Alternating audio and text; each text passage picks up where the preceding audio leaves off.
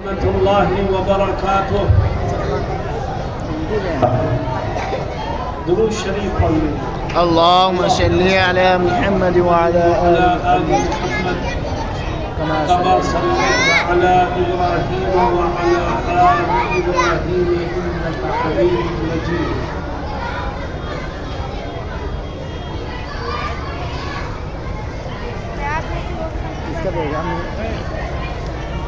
شور اتنا ہے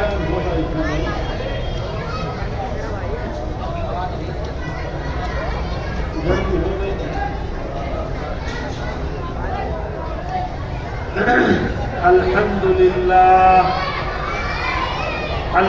لله نحمده ونستعينه ونستغفره ونؤمن به ونتوكل عليه ونعوذ بالله من شرور أنفسنا ومن سيئات أعمالنا. من يهده الله فلا مضل له ومن يضلله فلا هادي له. ونشهد أن لا إله إلا الله وحده لا شريك له. ونشهد أن سيدنا ونبينا وشفيعنا وسندنا ومولانا محمدا عبده ورسوله صلى الله تعالى عليه وعلى آله وصحبه وبارك وسلم. آواز کم کرو، آواز کم کرو. اما بعد اعوذ باللہ من الشیطان الرجیم. بسم اللہ الرحمن الرحیم. ثم أورثنا الكتاب الذين اصطفينا من عبادنا فمنهم ظالم لنفسه ومنهم مقتصد ومنهم سابق بالخيرات بإذن الله. ذلك هو الفضل الكبير. صدق الله مولانا العظيم.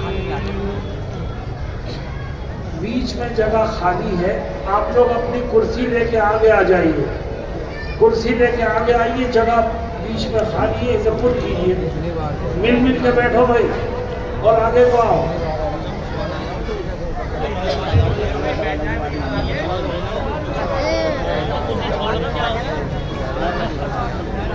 حضرات علماء کرام،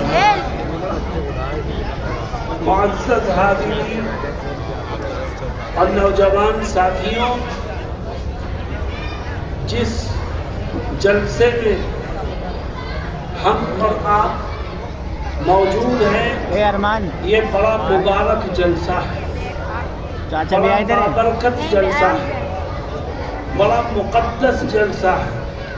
کیونکہ اس جلسے میں قرآن کریم پڑھنے والے، اس کو اپنے سینے میں محفوظ کرنے والے بچوں کو انعامات دیے جائیں گے، سروں پر دستار باندھی جائے گی.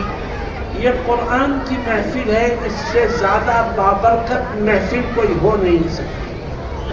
یہ قرآن کی مجلس ہے، اس سے زیادہ برکت والی مجلس کوئی ہو نہیں سکتی.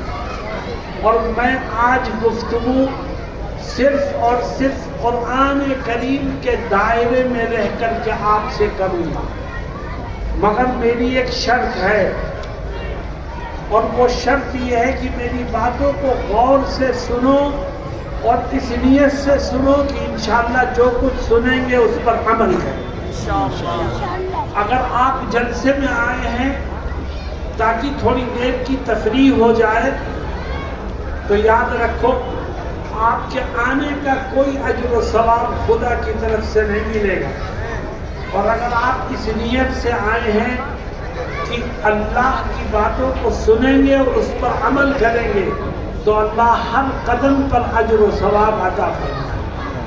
میرے دوستوں اور ساتھیوں، میں نے قرآن کریم کی ایک آیت پڑھی ہے اور وہ آیت ہماری آنکھوں کو کھول دینے کے لیے کافی ہے۔ اللہ کیا کہتا ہے؟ اس دنیا میں بسنے والے مسلمانوں کے پاس اللہ کی ان گنت نعمتیں ہیں۔ آنکھ یہ بھی اللہ کی نعمت ہے، کان یہ بھی اللہ کی نعمت ہے، ہاتھ پیر اللہ کی نعمت ہے۔ وہ ہمیں کھانے کو دیتا ہے، پینے کو دیتا ہے، رہنے کو دیتا ہے، اس کی ان گنت نعمتیں ہیں۔ وہ دعویٰ کرتا ہے کہ میری نعمتوں کو گننے کے لیے بیٹھو تو تمہاری زندگیاں ختم ہو سکتی ہیں، پر میری نعمتوں کو شمار کرنا تمہارے بس کی بات نہیں ہے۔ اللہ رب العزت کی ان گنت نعمتوں میں سے اس کی سب سے عظیم نعمت جو ہمارے پاس ہے وہ خدا کی کتاب ہے، قرآن کریم ہے، جو اللہ نے ہمیں اور آپ کو عطا کیا۔ آج امت بہت پریشان ہے، جان مال عزت آبرو ہر چیز داؤں پہ لگی ہے۔ مسلمان کا خون آج پانی سے زیادہ سستا ہو گیا ہے، اس کی جان کی کوئی قدر و قیمت نہیں ہے۔ اس کی بہت سی وجوہات ہیں، ان میں سب سے اہم وجہ یہ ہے کہ آج امت کا رشتہ اللہ کی کتاب سے ٹوٹ گیا، اور جب اللہ کی کتاب سے رشتہ ٹوٹ گیا تو خدا کی رحمت کے دروازے بند ہو گئے۔ دیکھو اللہ قرآن کریم کی اس آیت میں کیا کہتا ہے؟ فرماتا ہے کہ میں نے اپنی آخری کتاب یعنی قرآن کریم کے لیے سب سے مقدس اور سب سے اہم امت کو منتخب کیا، سب سے بہتر امت کو منتخب کیا۔ حضرت محمد مصطفیٰ صلی اللہ علیہ وسلم کی امت کو میں نے اپنی اس کتاب کا وارث بنایا۔ ثم أورثنا الكتاب الذين اصطفينا من عبادنا، میں نے اپنے بندوں میں سے منتخب بندوں کو، منتخب امت کو، سب سے آخر میں آنے والی امت کو اپنی کتاب کا وارث بنایا، مسلمان کو وارث بنایا۔ پھر اللہ آگے کہتا ہے کہ مسلمانوں میں 3 گروہ ہو گئے۔ ہم میں سے ہر ایک اپنے گریبان میں جھانکے کہ میرا تعلق کون سے گروہ سے۔ اللہ کہتا ہے کہ میں نے اپنی کتاب کا وارث اس آخری امت کو بنایا، اور اس امت میں 3 گروہ ہو گئے۔ سب سے پہلا گروہ ثم أورثنا الكتاب الذين اصطفينا من عبادنا فمنهم ظالم لنفسه، سب سے پہلا گروہ فرماتے ہیں پہلا گروہ وہ ہوا جس نے اپنی جان پر ظلم کیا۔ کیا مطلب؟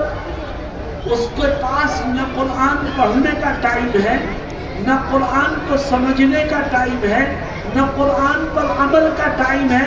انہوں نے قرآن کو اپنی پیٹھ کے پیچھے ڈال دیا ہے۔ اللہ کہتا ہے یہ سب سے بڑے ظالم ہیں۔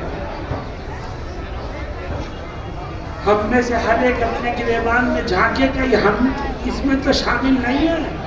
ہمیں دکان پر جانے کا ٹائم ملتا ہے، کاروبار کرنے کا ٹائم ملتا ہے، دوستوں سے باتیں کرنے کا وقت ملتا ہے، مگر 24 گھنٹے میں ٹائم نہیں ملتا تو اللہ کی کتاب کو پڑھنے کا ٹائم نہیں ملتا۔ کتنی بڑی بدنصیبی ہے انسان کی کہ اس کے گھر میں اللہ کی کتاب موجود ہے، لیکن اس کو قرآن کھولنے اور اس کو پڑھنے اور تلاوت کرنے کا ٹائم نہیں ملتا۔ یہ دلیل ہے اس بات کی کہ خدا نے اس کو اپنی رحم و کرم سے محروم کرنے کا فیصلہ کیا۔ چنانچہ قرآن کہتا ہے فَمِنْهُمْ ظَالِمٌ لِنَفْسِهِ، کہ کچھ وہ ہیں جو اپنی جانوں پر ظلم کرتے ہیں. کیا مطلب؟ تم نے قرآن کو چھوڑ کر قرآن پر ظلم نہیں کیا، اپنی جان پر ظلم کیا. تم قرآن کو سمجھتے نہیں، قرآن کا کوئی نقصان نہیں، تمہارا اپنا نقصان ہے. تم قرآن پر عمل نہیں کرتے، قرآن کا کوئی نقصان نہیں. جو قرآن پر عمل نہیں کرے گا وہ خود اپنا نقصان ہے. فَمِنْهُمْ ظَالِمٌ لِنَفْسِهِ، تو پہلا گروہ تو وہ ہے جس نے اپنی جانوں پر ظلم کیا اور قرآن کو پورے طور پر چھوڑ دیا. دوسرا گروہ فرماتے ہیں ثُمَّ أَوْرَثْنَا الْكِتَابَ الَّذِينَ اصْطَفَيْنَا مِنْ عِبَادِنَا فَمِنْهُمْ ظَالِمٌ لِنَفْسِهِ وَمِنْهُمْ مُقْتَصِدٌ. فرماتے ہیں ایک دوسرا گروہ بھی ہے اسی امت میں. وہ کون سا گروہ ہے؟ فرماتے ہیں کچھ لوگ وہیں جو بیچ میں کھڑے ہیں، جو بات اچھی لگتی ہے اس پر عمل کر لیتے ہیں اور قرآن کی جو بات اچھی نہیں لگتی اسے چھوڑ دیتے. کیا مطلب؟ کہ یہ اپنی منچاہی زندگی گزارتا ہے، اللہ کی چاہی نہیں، قرآن کی چاہی نہیں، اپنی منچاہی. جو چیز اچھی لگے گی اس پر عمل کرے گا، جو اچھی نہیں لگتی اسے چھوڑ دیتا. یاد رکھو قرآن یہ کہتا ہے دوسری جگہ کہ جو شخص اپنی من چاہی زندگی گزارے گا، جو اچھا لگے گا اسے قبول کرے گا اور جو اچھا نہیں لگے گا اسے چھوڑ دے گا، یہ مومن کی شان نہیں ہے، یہ منافق کی شان ہے. چنانچہ قرآن دوسری جگہ کیا کہتا ہے؟ وَمِنَ النَّاسِ مَن يَعْبُدُ اللَّهَ عَلَى حَرْفٍ فَإِنْ أَصَابَهُ خَيْرٌ اطْمَأَنَّ بِهِ وَإِنْ أَصَابَتْهُ فِتْنَةٌ انقَلَبَ عَلَى وَجْهِهِ خَسِرَ الدُّنْيَا وَالْآخِرَةَ. اللہ کہتا ہے کچھ لوگ بالکل کنارے پر کھڑے ہو کر خدا کی عبادت کرتے ہیں. اگر فائدے کی کوئی چیز مل جاتی ہے تو جمے رہتے ہیں اور نقصان کی کوئی چیز پہنچتی ہے تو اپنی ایڑیوں کے بل پیچھے ہٹ جاتے ہیں، من چاہی زندگی گزارتے. اللہ ان کے بارے میں کہتا ہے خسر الدنیا والآخرہ، یہ دنیا میں بھی برباد ہوں گے اور آخرت میں بھی برباد ہوں گے. ذالک هو الخسران المبین. من چاہی زندگی گزارتے ہیں. آج ہم میں کہتا ہوں 90% لوگ ایسے ہیں جو اپنی من چاہی زندگی گزارتے ہیں. اچھا نہیں لگتا داڑھی رکھنا، جا کے داڑھی کٹوا کر کے نالیوں میں بہا دیتا. کسی کا جی چاہ رکھ لیا، جس کا جی نہیں چاہ نہیں رکھا. جس کے جیب میں ٹکے اور پیسے ہیں جب وہ شادی بیاہ کے موقع پر خرچ کرنے پر آتا ہے تو وہ ہر ایک کو راضی کرنے کی فکر کرتا ہے، مگر اللہ اور اس کے رسول کو راضی کرنے کی کوئی فکر نہیں کرتا. من چاہی زندگی. کچھ چیزیں اسلام کے لیے لی، کچھ چیزیں غیروں کے لیے. جو چیز اچھی لگی اسے قبول کر لیا، جو نہیں اچھی لگی اسے چھوڑ دیا. اللہ کہتا ہے یہ مومن کی شان نہیں ہے. مومن کی شان کیسی ہونی چاہیے؟ دیکھو قرآن کی دوسری آیت میں اللہ رب العزت مومن کی شان کو ذکر کرتا ہے اور کیا کہتا ہے؟ یا ایھا الذین آمنوا ادخلوا فی السلم کافہ. اے ایمان والو پورے کے پورے اسلام میں داخل ہو جاؤ. کچھ چیزیں اسلام کی لے لی، کچھ چیزیں دوسروں کی لے لی. یہ کھیل مت کرو اور خدا کی پکڑ آئے گی تو بھاگنے کا راستہ نہیں ملے گا. آج اگر فلسطین پر بمباری ہو رہی تھی تو کون کروا رہا تھا؟ یاد رکھو زمینوں کا مالک بھی خدا ہے، آسمانوں کا مالک بھی خدا ہے. آسمانوں سے جو بم فلسطینیوں پر برسا سکتا ہے وہ ہمیں اور آپ کو بھی تباہ کر سکتا ہے. اللہ سے ڈرنا چاہیے. اور یہ مومن ہم مقتصد، بیچ میں کھڑے ہو کر نہیں، پورے کے پورے اسلام میں داخل ہو کر اپنے رب کو راضی کرنے کی فکر کرتے. اللہ کہتا ہے 2 گروہ 3 گروہ ہو گئے امت میں. پہلا گروہ وہ فَمِنْهُمْ ظَالِمٌ لِنَفْسِهِ، جس نے اپنی جانوں پر ظلم کیا اور قرآن کو پورے طور پر چھوڑ دیا. اور دوسرا گروہ وَمِنْهُمْ مُقْتَصِدٌ، وہ گروہ ہے جو بیچ میں کھڑا ہے، کچھ باتوں کو قبول کرتا ہے، کچھ باتوں کو چھوڑ دیتا ہے۔ اور ایک تیسرا گروہ بھی ہے امت میں، اللہ اس تیسرے گروہ کا ذکر کر کے اس کی تعریف کرتا ہے۔ وہ کون سا ہے؟ فرماتا ہے وَمِنْهُمْ سَابِقٌ بِالْخَيْرَاتِ بِإِذْنِ اللَّهِ۔ تیسرا گروہ وہ ہے جو اللہ کی باتوں کو سن کر کے ان پر عمل کرنے کے لیے ہر وقت تیار رہتا ہے۔ اللہ کہتا ہے یہ تیسرا گروہ اس امت کا سب سے بہترین گروہ، سابقٌ بالخیرات بإذن اللہ، جو اللہ کی باتوں پر عمل کرنے کے لیے دوڑ پڑتا ہے، ہمیشہ تیار رہتا ہے۔ میرے دوستوں، اللہ نے پہلے گروہ کے بارے میں کہا وہ ظالم ہیں، اپنے آپ کو تباہ و برباد کرنے والے۔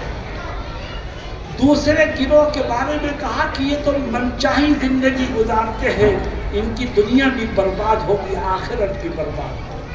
اور تیسرے گروہ کے بارے میں کیا کہتا ہے؟ ذَلِكَ هُوَ الْفَضْلُ الْكَبِيرُ۔ یہ تیسرا گروہ اللہ کی طرف سے ہر طرح کی کامیابیاں حاصل کرنے والا بنے گا۔ اور کیسی کامیابیاں ہیں اس کے لیے؟ جنات عدن يدخلونها يحلون فيها من أساور من ذهب ولؤلؤا۔ اللہ کہتا ہے اس تیسرے گروہ کو میں جنت کی نعمتوں سے مالا مال کروں،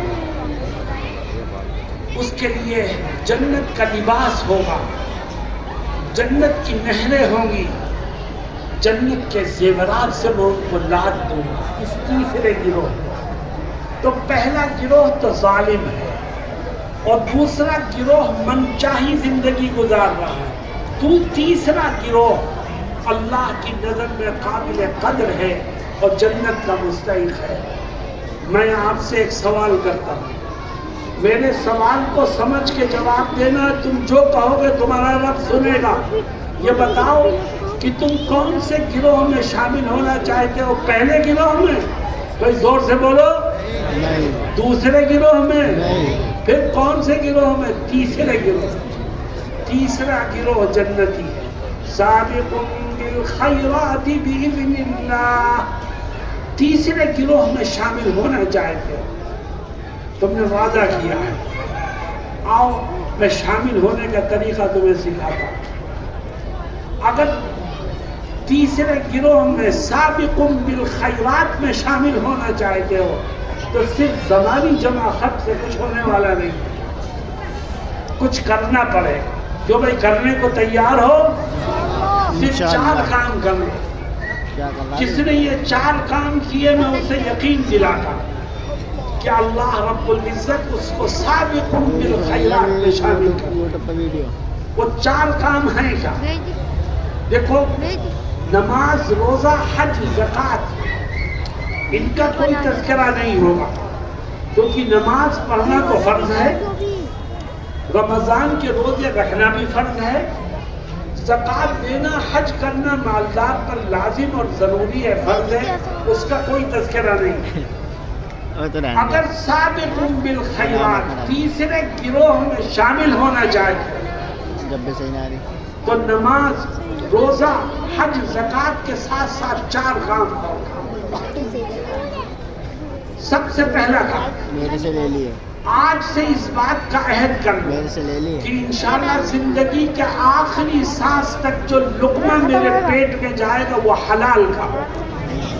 اگر تمہارا کھانا حلال ہو، تمہاری کمائی حلال ہو، تمہاری آمدنی حلال ہو تو اللہ تمہاری ہر نیکی کو قبول کرے گا اور سابق بالخیرات میں تمہارے نام کو شامل کرے گا۔ کیونکہ قرآن کا حکم ہے، کیا کہتا ہے قرآن؟ اللہ کہتا ہے یا ایھا الذین آمنوا کلوا من طیبات ما رزقناکم، اے ایمان والو تم پاکیزہ اور حلال رزق کھاؤ۔ تو رزق حلال کھانے کا حکم خود قرآن دے رہا ہے۔ جو قرآن کے اس حکم پر عمل کرے گا اللہ رب العزت تیسرے گروہ میں اس کے نام کو شامل کرے گا۔ مسلمانوں، افسوس کی بات یہ ہے کہ آج امت کا جوان ہو کہ بوڑھا ہو، ہر ایک کو اپنے بینک بیلنس میں اضافے کی فکر ہے، حرام و حلال کا فرق اس کے ذہن سے نکلتا جا رہا ہے۔ میں آپ سے پوچھتا ہوں کہ بتاؤ آج مسلمان سودی لین دین میں مبتلا ہے کہ نہیں ہے؟ بھائی بولو زور سے۔ مسلمان اور سود لیتا ہے، سود کھاتا ہے، سود دیتا ہے، اور اللہ نے سود کو حرام کیا ہے۔ اور کیا کہتا ہے خدا کہ تو دنیا میں سود کھائے گا تو میدان محشر میں تیرا حال کیا ہوگا؟ کہتا ہے الذین یأکلون الربا لا يقومون الا كما يقوم الذی یتخبطه الشیطان من المس۔ اللہ کہتا ہے کل میدان محشر میں جب سود کھانے والا پہنچے گا تو اس حال میں پہنچے گا کہ دیکھنے والے یہ سمجھیں گے کہ اس کے اوپر جن سوار ہو گیا، کبھی روئے گا، کبھی چیخے گا، کبھی ہنسے گا، کبھی گرے گا، کبھی لوٹے گا، کبھی بھاگے گا، جیسے بے ہوش آدمی ہوتا ہے۔ لوگ سمجھیں گے اس کے اوپر جن سوار ہو گیا، مگر جن نہیں سوار ہوگا، یہ سود کھا کے گیا ہے۔ ساری دنیا کے لوگ اس کی اس حالت کو دیکھ کے پہچان جائیں گے کہ یہ وہ بدنصیب ہے جس نے دنیا میں سود کھایا ہے۔ میرے دوستوں اور ساتھیوں، آؤ ہم طے کریں کہ انشاءاللہ رزق حلال کھائیں گے، رزق حلال کمائیں گے انشاءاللہ۔ اور فکر مت کرو، جتنا مقدر میں لکھا ہے اتنا ہی ملے گا۔ خدا نے ہماری تقدیر میں جتنا لکھا ہے اتنا ہی ہمیں ملے گا۔ اللہ نے ہمیں اختیار دیا ہے کہ چاہے تو حلال طریقے سے اسے لے لے، چاہے حرام طریقے سے لے، پر ملے گا اتنا ہی جتنا خدا نے لکھا۔ آؤ ہم طے کریں کہ جو کھائیں گے، جو کمائیں گے، انشاءاللہ حلال کا ہوگا، اور زندگی کے ہر قدم پر حرام کھانے اور کمانے سے اپنے آپ کو بچائیں۔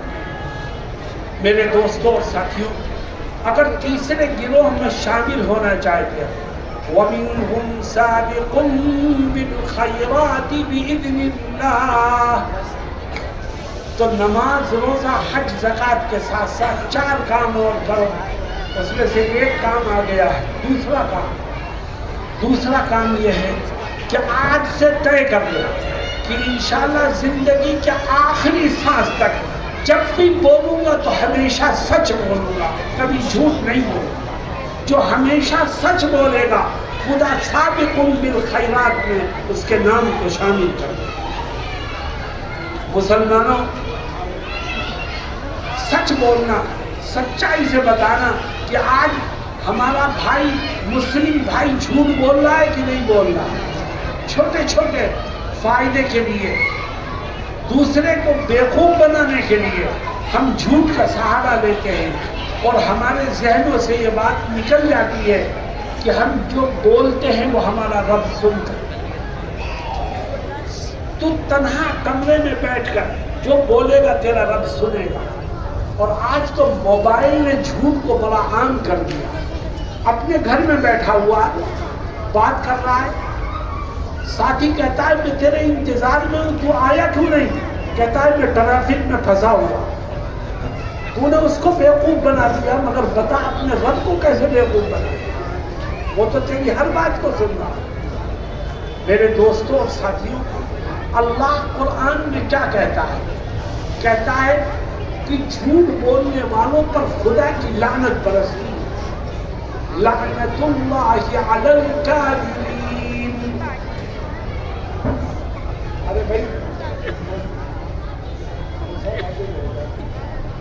اللہ رب العزت فرماتا ہے جھوٹ بولنے والوں پر خدا کی لعنت برستی ہے۔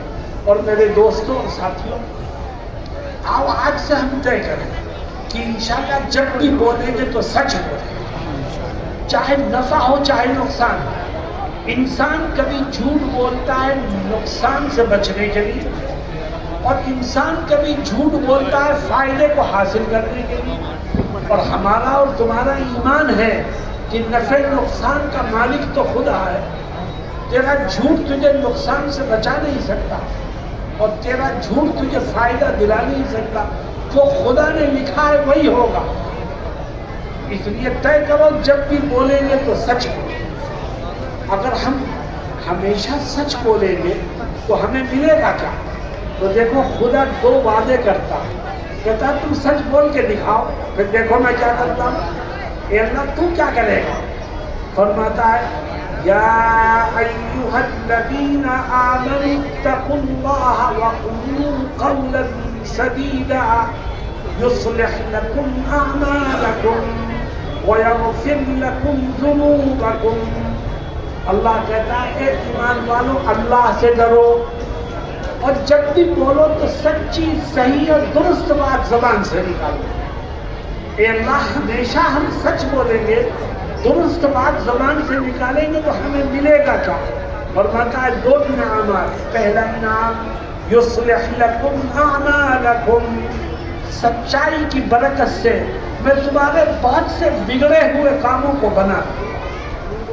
دوسرا انعام وَيَغْفِرْ لَكُمْ ذُنُوبَكُمْ، سچائی کی برکت سے میں تمہارے بہت سے گناہوں کو معاف کروں.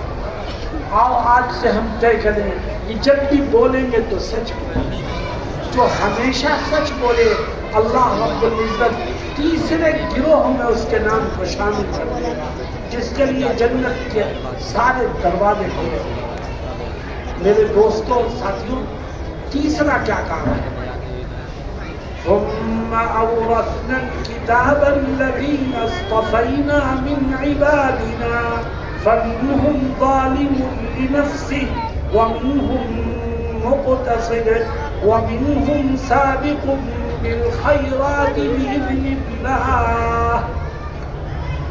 تیسرا کام، اگر اس تیسرے گروہ میں شامل ہونا چاہتے تو ایک تیسرا کام اور وہ تیسرا کام یہ ہے کہ آج سے طے کر لو کہ زندگی کے آخری سانس تک جب کسی کا کوئی حق میری طرف نکلے گا تو ایک ایک پائی کا حساب کر کے اس کے حق کو ادا کر دوں گا.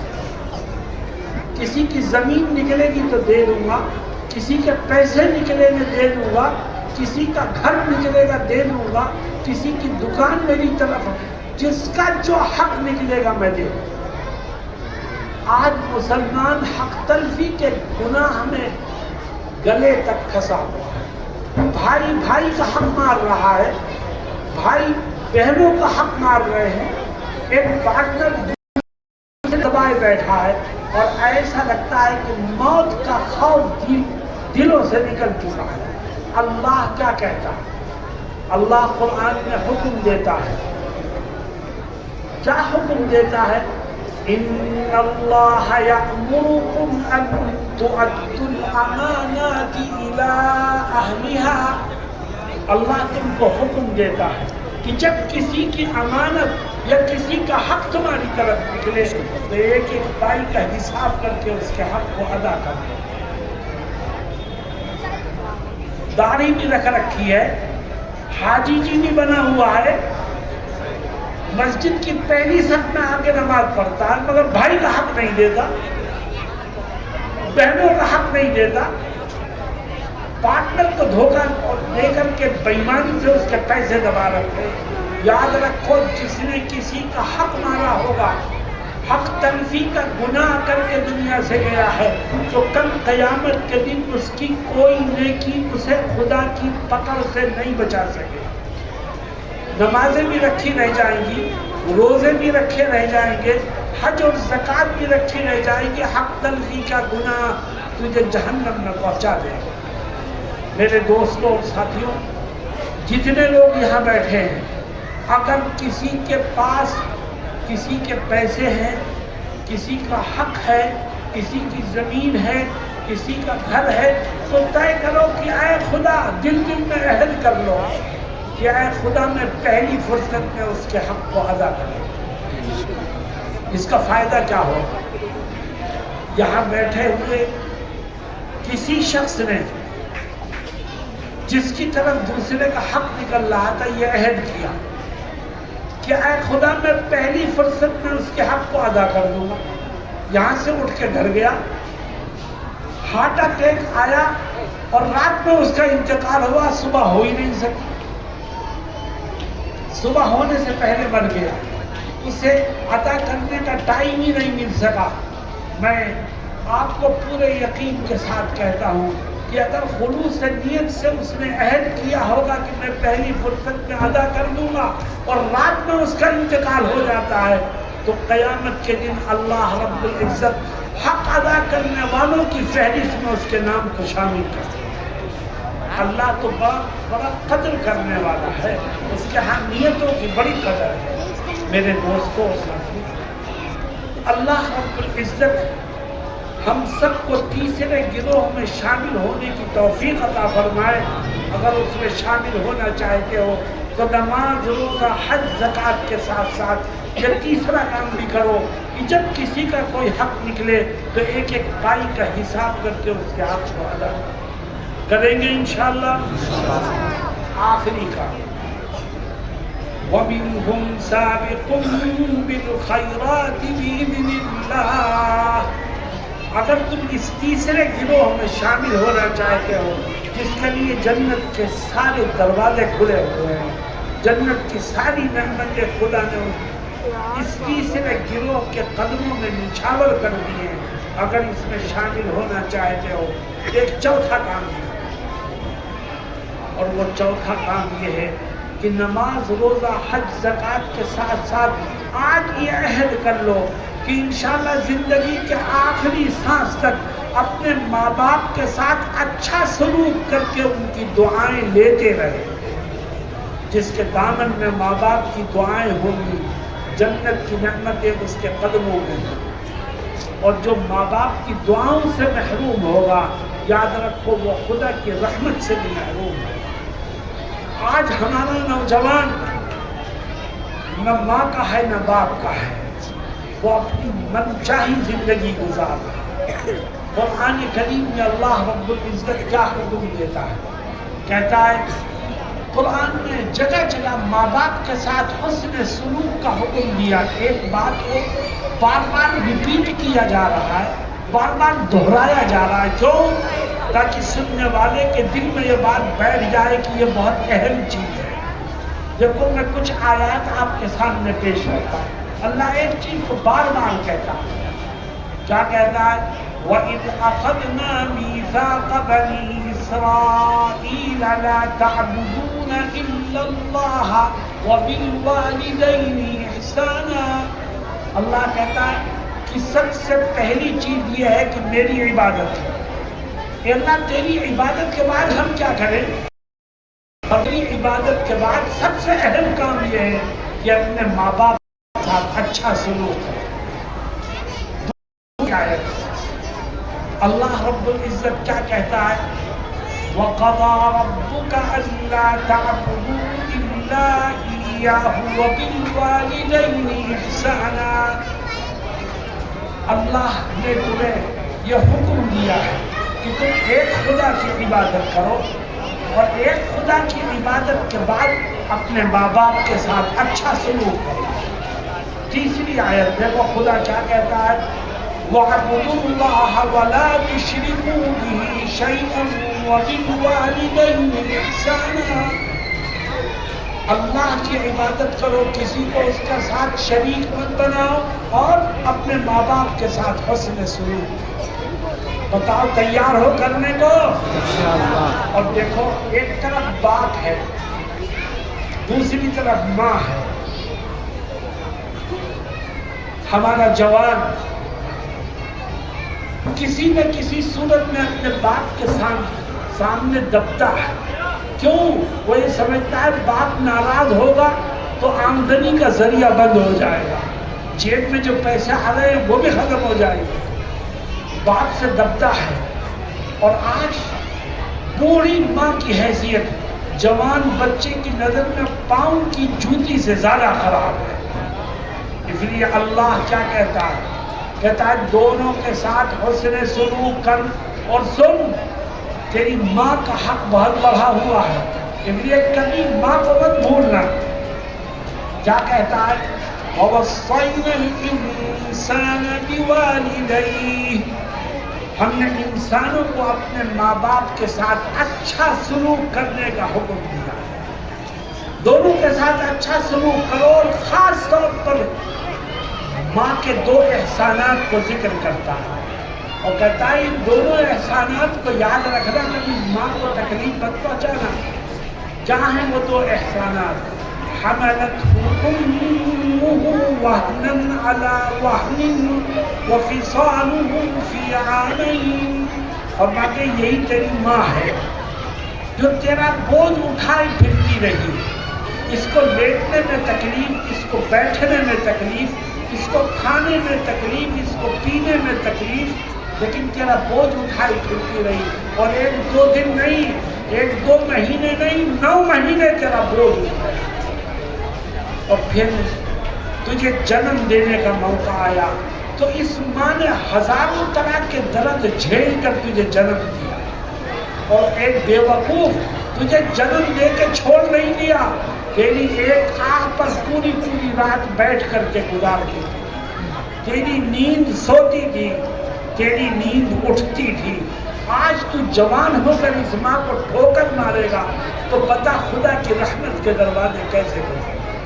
حملته أمه وهنا على وهن وفصاله في عامين، اور دیکھ یہی وہ ماں ہے جس نے 2 سال اپنی چھاتی سے لگا کر تجھے اپنا خون جگر پلایا ہے، تیری رگوں میں دوڑنے والا خون اسی ماں کا ہے، اور تو اس ماں کو بھول جائے گا اور اپنی بیوی کے کہنے میں چل کر کے ماں کو چھوڑ دے گا، تو یاد رکھ تو اپنے رب کی رحمتوں کو اور اس کی رضا کو حاصل کرنے میں کبھی کامیاب نہیں۔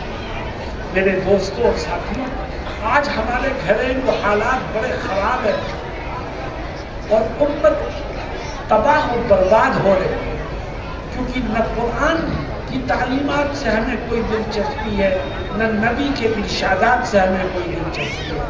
نبی فرماتے ہیں جب میری امت میں 15 خرابیاں عام ہو جائیں گی تو یہ امت تباہ و برباد ہوگی۔ ان 15 خرابیوں میں سے 2 فرماتے ہیں وَأَطَاعَ الرَّجُلُ زَوْجَتَهُ وَعَقَّ أُمَّهُ وَبَرَّ صَدِيقَهُ وَجَفَعَ أَبَاهُ، جب میری امت کا جوان اپنی بیوی کے کہنے میں چلنے لگے اور اپنی ماں کو ٹھوکر مارنے لگے تو سمجھ لو خدا کی رحمت کا دروازہ بند ہو گیا۔ بتاؤ آج یہ ہو رہا ہے کہ نہیں ہو رہا ہے؟ اور جب میری امت کا جوان اپنے دوستوں سے، اپنے ملنے جلنے والوں سے بہت اچھی طرح پیش آئے اور اپنے باپ کی نافرمانی کرنے لگے تو خدا کی رحمت کا دروازہ بند ہو گیا۔ میرے دوستوں اور ساتھیوں، اگر اس تیسرے گروہ میں شامل ہونا چاہتے ہو تو آج سے یہ طے کرو کہ زندگی کے آخری سانس تک اپنے ماں باپ کو خوش کر کے ان کی دعائیں دیتے رہے، اور خاص طور پر بڑھاپے میں ان کا مزاج کڑوا ہو جاتا ہے۔ مجھے بڑے افسوس سے ایک بات تمہیں کہنی پڑ رہی ہے، ہمارے مجھ سے ایک صاحب کہنے لگے، بوڑھے آدمی میرے پاس آئے، کہنے لگے میرے 9 بیٹے ہیں اور میں بوڑھا ہو گیا، کوئی کام میرا نہیں۔ بیٹوں نے انکار کر دیا کہ ہم روزانہ 3 وقت کی روٹی باپ اور ماں کو نہیں کھلا سکتے۔ میٹنگ بیٹھی اور ہمارا کھانا ناشتہ تقسیم ہوا کہ ناشتہ فلاں کے ہاں، دوپہر کا کھانا فلاں کے ہاں، رات کا کھانا فلاں کے ہاں، اور پھر وہ باپ رو کے کہنے لگا کہ اکثر دن ایسا ہوتا ہے کہ ہم رات میں بھوکے سو جاتے ہیں، کوئی کھلانے ہی نہیں آتا۔ بدنصیب ہے وہ اولاد جس کے ماں باپ موجود ہوں بوڑھے اور وہ ان کی خدمت کر کے جنت کا مستحق نہ بن سکے۔ میرے دوستوں اور ساتھیوں، آپ جمع بیٹھے ہیں، میں رات بھر بولتا رہوں، آپ رات بھر سنتے رہو، مگر سننے سے کام نہیں بنے گا، عمل سے کام بنے گا۔ اگر سابقوا بالخیرات بإذن اللہ میں شامل ہونا چاہتے ہو تو نماز، روزہ، حج، زکوٰۃ کے ساتھ ساتھ 4 کام اور۔ سب سے پہلا کام یہ کہ تم اس بات کا عہد کر لو کہ جو کھاؤں گا کماؤں گا وہ رزق حلال ہوگا، حلال ہی کھاؤں گا، حلال ہی کماؤں گا۔ دوسرا کام یہ کہ اس بات کا عہد کر لو کہ جب بولوں گا تو سچ۔ تیسرا کام یہ کہ اس بات کی کا وعدہ کرو کہ جب کسی کا کوئی حق میری طرف نکلے گا تو ایک ایک پائی کا حساب کر کے اس کے حق کو ادا کرو۔ اور چوتھا کام یہ کہ ہمیشہ اپنے ماں باپ کی خدمت کر کے ان کی دعائیں لیتا رہوں گا۔ جو یہ 4 کام کرے گا خدا تیسرے گروہ میں اس کے نام کو شامل کر دے گا، اور جو تیسرے گروہ میں شامل ہو گیا جنت کی نعمتوں کا مستحق ہو جائے گا۔ اللہ ہم سب کو کہنے اور سننے سے زیادہ عمل کی توفیق سے مالا مال فرمائے۔ وآخر دعوانا ان الحمد للہ رب العالمین۔